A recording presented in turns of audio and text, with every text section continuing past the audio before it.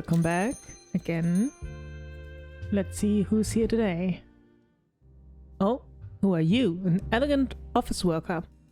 The prim-looking woman takes a seat. She looks around the bar with keen interest, taking in every detail.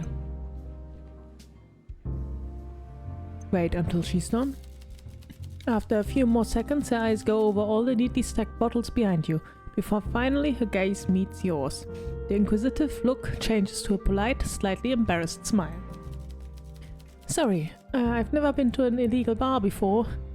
Wow, everything looks different from what I expected. What exactly were you expecting?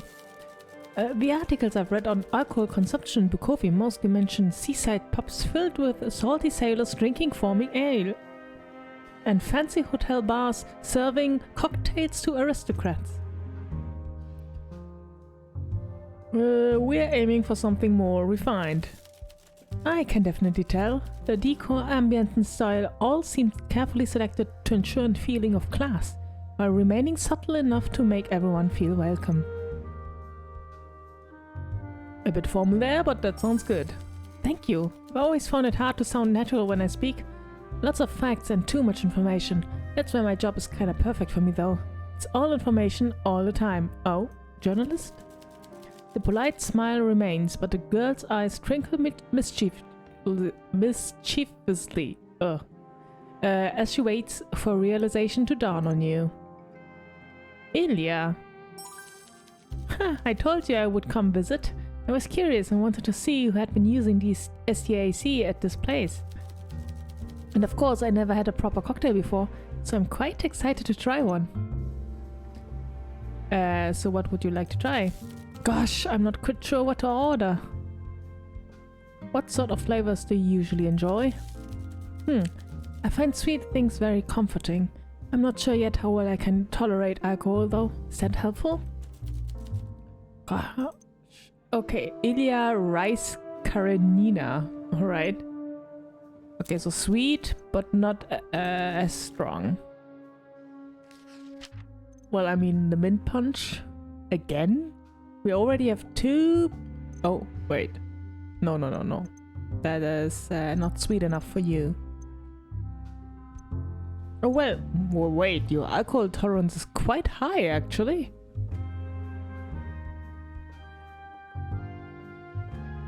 So, I mean, if we go to 3 or 4, that would also be okay, I guess. But all my drinks are quite strong. I guess I have to go with the mint punch then.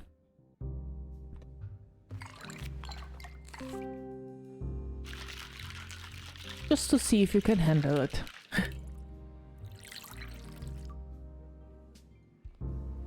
Wait, Björn and... why are they together? This makes my cheeks feel warm. I was worried I might not like this, but the taste is nice.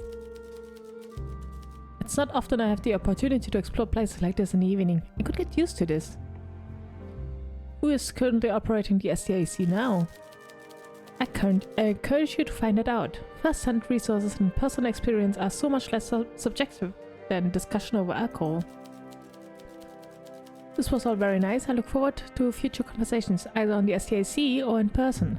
I don't get out much, obviously, but I'm gonna come back eventually. Or you're going to leave. Bye-bye. I guess she's... like, this was an instruction. Like a introduction to...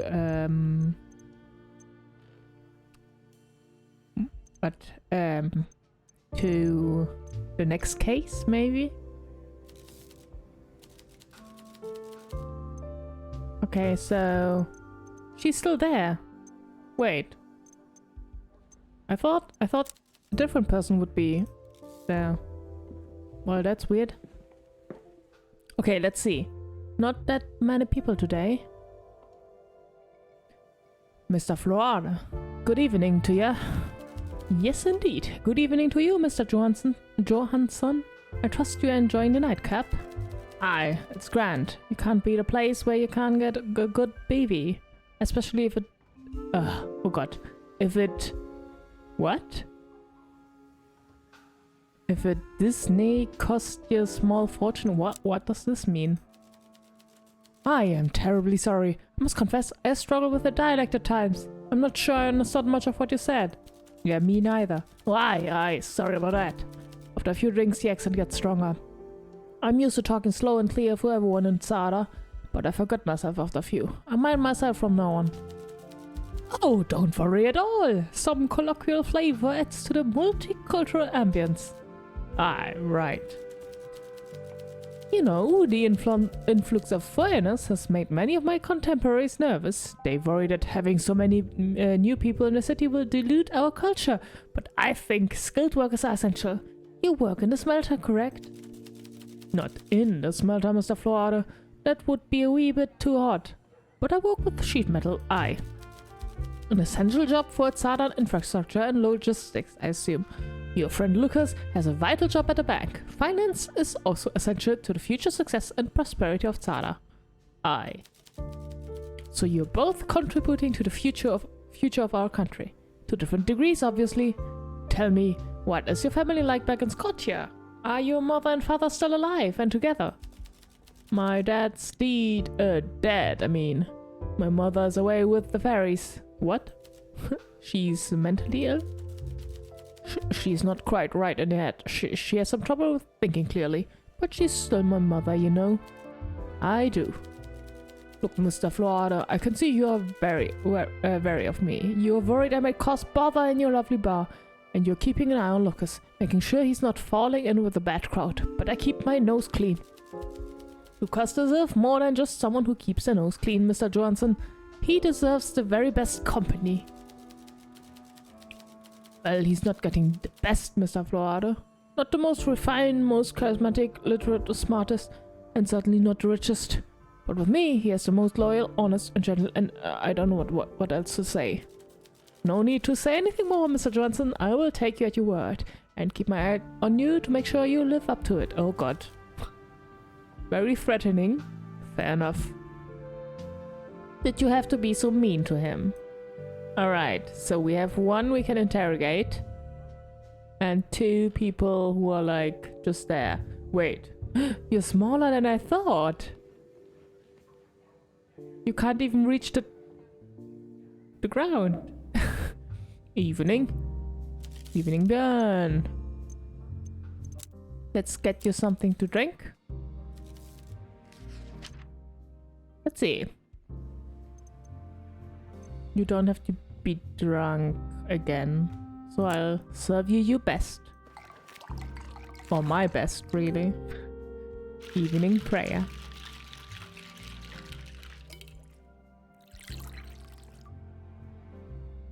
I hope no one of those two dies, like Lucas and Björn. But I have a feeling. Björn? Nah. Couldn't be. Okay, you have something to share, maybe. Do you think this could have happened? You're wrong. Considering the work you did, a simple mechanism like that would have been easy for Stavros to alter. I'm not sure I feel too good with what you're implying, though. Yeah, that's okay. I'm just theorizing.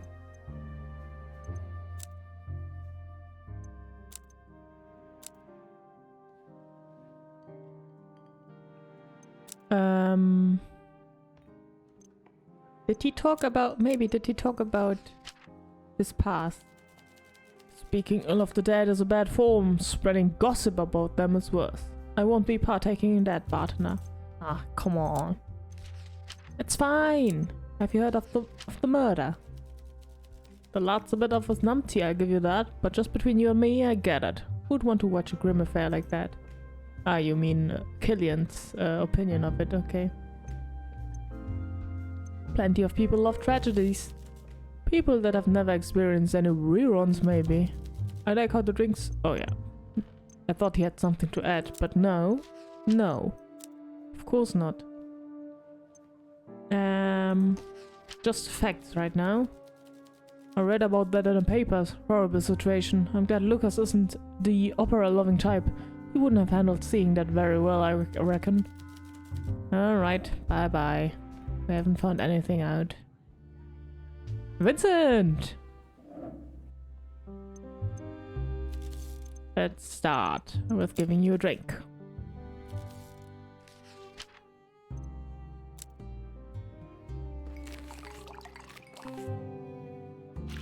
There you go.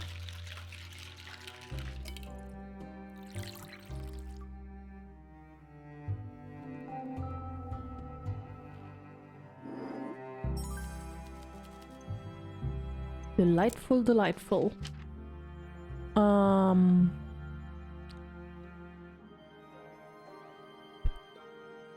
He doesn't like gossip, so whatever I say, he doesn't really want to talk. Callback, maybe. It's certainly a poetic thing to do, returning to one's roots as it were. At his age, it's only normal for a man to stop looking forward and to begin reflecting on the past instead. I do question the wisdom of hinging the swan song of his career on an actor like Stavros Stone. I question the importance of bringing back a random stagehand as well, but Lawrence has always been an unusual man. I won't argue with that.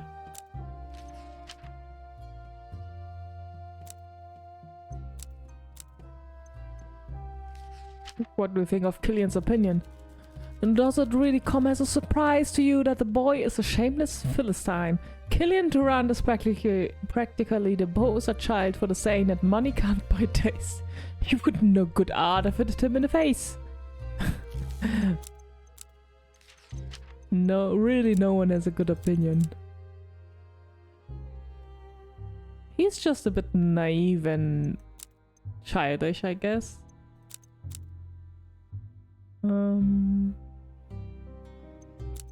And a little bit unaware of the world. What can I ask? I don't think I can ask anything, actually. Did you know that he was part of the working class? Interesting.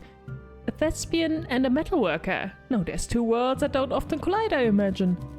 Who would have thought the workplace hazards at the theater would turn out to be far greater than in metalworking?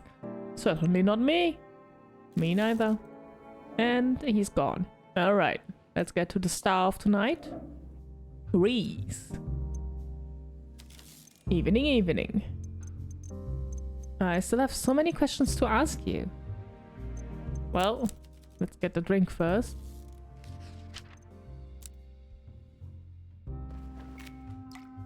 Oh, faster. It was almost too slow. We have to find out something today.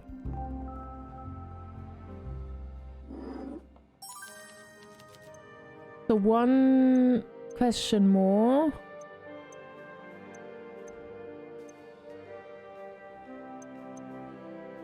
I know about your club reading books, I guess.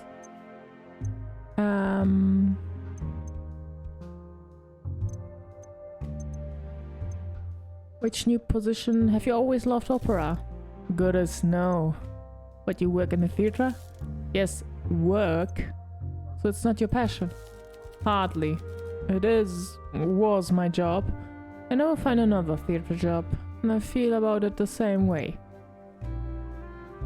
Indifferent, ambivalent, satisfied. Content that I'm good at something. I do it to make money, then I go home and get on with my life. Do you have friends in the theater? No. Some of them are fine people, some are not. Props serve a purpose. They're essential to a show. You need them. But when the audience flood out of the auditorium, no one talks about the props. Or if they do, the show itself has some serious problems.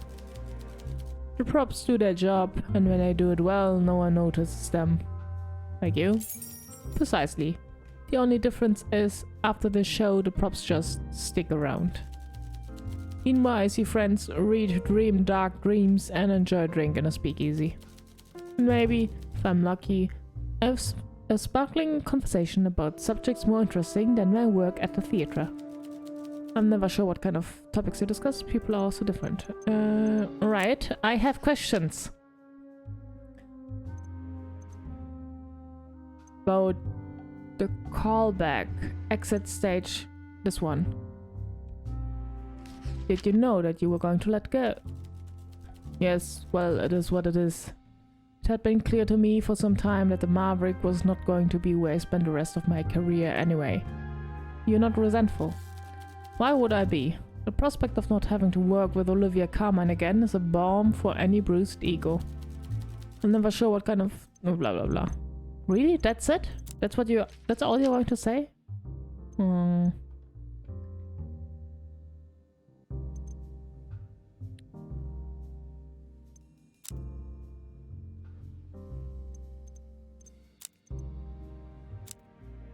Did you know about Stavros?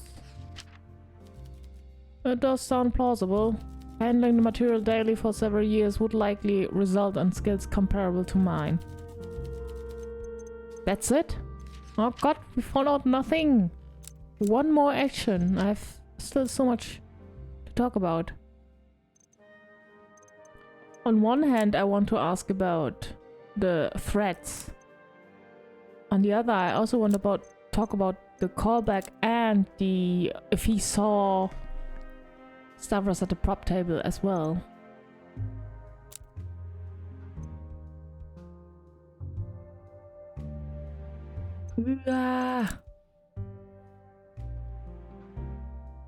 Okay. The callback, I guess I have to ask Effia. The other two... Effia told me that Stavros and Olivia had a recent fight where he had angrily threatened. Did you see Stavros at the prop table? Effia was right. I didn't see Stavros at the prop table either during the performance. Although I admit I was not as vigilant as I perhaps could have been. Say what you want about Stavros, but he was always very responsible with his props. I didn't have to watch him like a hawk. Alright. Huh. Hello, Elena. Did we find out more? I don't think so. Oh, Toolsmith, okay. But we're piecing that together. Of course, this doesn't mean anything without proof that Stavros could have planted the weapon as well. So no, nothing more? Okay, I guess, sure. I have to know more about the timing. You don't want a drink? What? Okay. Well, did you know? Come now, you're grasping at straws. I highly doubt anyone but the actual prop master would have had to know how to tamper with the murder weapon. Oh, come on, you're so stubborn to accept other ideas. I think we've established by now that the mind of Lawrence Sullivan IV works in mysterious, nigh inscrutable ways. Sure, it's odd that he decided to bring back a simple stagehand, but so's everything he does. But the stagehand was an actor as well. But people should know about if she acted in The Crossing, right? And here I thought Reese was a sacrificial lamb getting sacked to shield the theatre's reputation. But no, apparently they were already out the door. It would have been great to find that out myself in the hours I had to endure Lawrence's inane chattering. Well, you know now? Don't get cute with me. If I were Reese, I'd certainly despise Olivia and Lawrence for this. But I fail to see how it involves Stavros in any way. Even if he stood idly by, surely he would not be the prime target. Yeah, I have no idea. I want to look at this one. Stavros did not enter the prop room during the intermission, as he was ushered away to have his makeup redone by Lawrence. Effia did see Stavros at the prop table just before the show, however.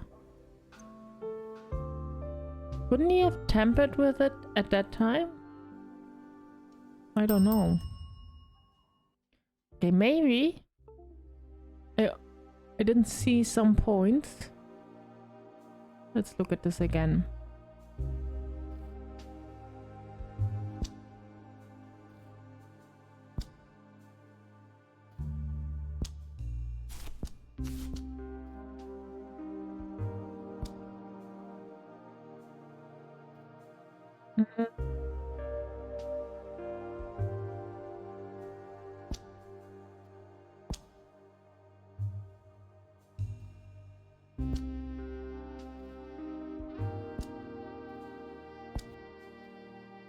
Not really.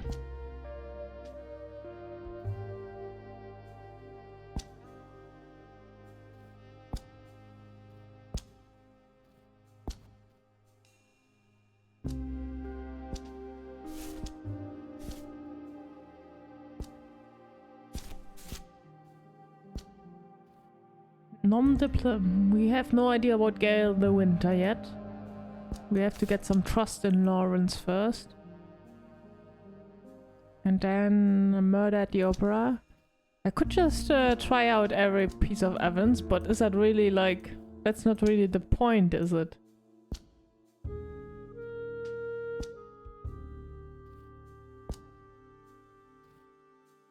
Okay.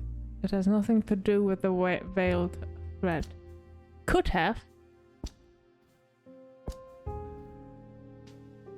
I mean, like, this is a motive for him to kill her. And if he was there at the beginning of the show, I mean, it makes sense in my head. Like, he was...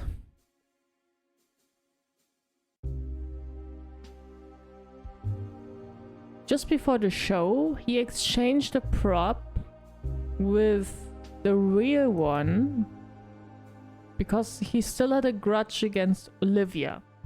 So at the start of the thing, she's the one who kills herself like in the show. So he thought she would kill herself. But then someone else also wanted to kill maybe Olivia. So they exchanged the tool as well, the prop. No, wait, it was not an exchange of a prop, it was tampered with. Okay. So that doesn't make any sense. Wait, now I'm confused.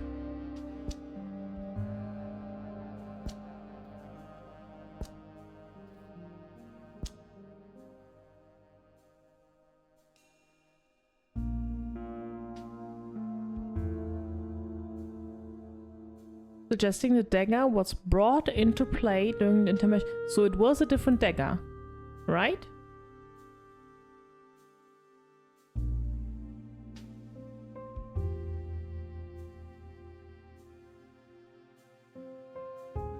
Not. I don't know. Well, we still have so many things we can ask the people. So I'm not that worried yet. Not like last time. That was horrible. But we still made it, so I will win this time as well. Yeah, we'll cut it short here. Hasn't been that long, but it will be a short episode today. And I'll see you in the next one. Bye bye!